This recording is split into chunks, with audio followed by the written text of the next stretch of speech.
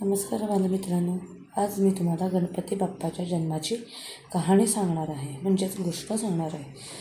चला तर मग आपण गणपती बाप्पाची गोष्ट ऐकायला सुरुवात करूयात. गणपती बाप्पा हा आपल्या सर्वांचा आवडता असा देव आहे. गणपती बाप्पाला भरपूर नावे आहेत. तुम्ही लहान मुलं गणपतीला आवडीने गणपती बाप्पा असं म्हणता, हो की नाही? गणपतीला गजानन का असे म्हणतात ते आपण या गोष्टी स्वरूपात पाहूयात. चला तर मग आपण सुरुवात करूयात. एके दिवशी पार्वती आणि तिच्या सख्या स्नान करीत असताना शंकर भगवान तिथे आले आणि सर्वांना स्नान करत असताना पाहिले आणि ते परत निघून गेले. पार्वतीने पहारा देत असलेल्या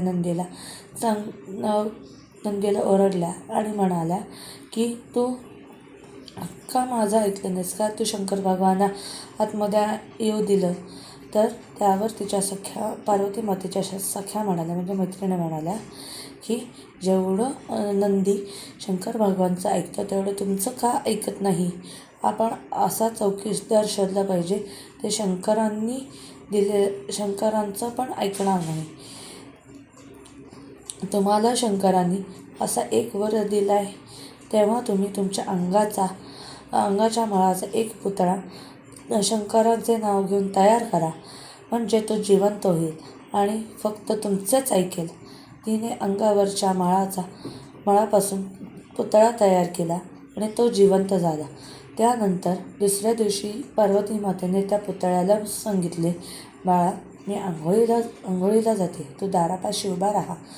माझी आंघोळ होईपर्यंत कोणालाही आत सोडू नकोस.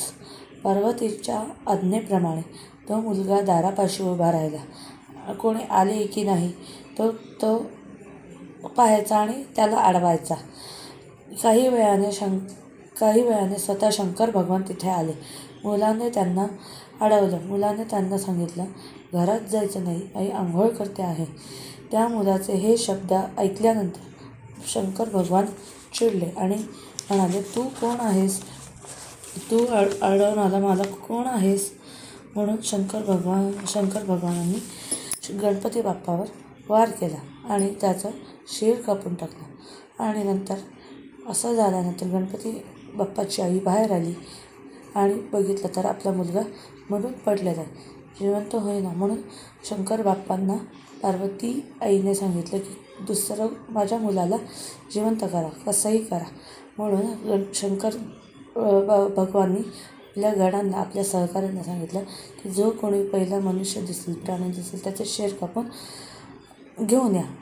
म्हणून नंतर शंकर भगवानचे गण तिथं गेले आणि हत्तीचं डोकं घेऊन आले आणि ते गणपती बाप्पाच्या धडाला जोडला. अशा तऱ्हेने गणपती बाप्पाचा जन्म झाला.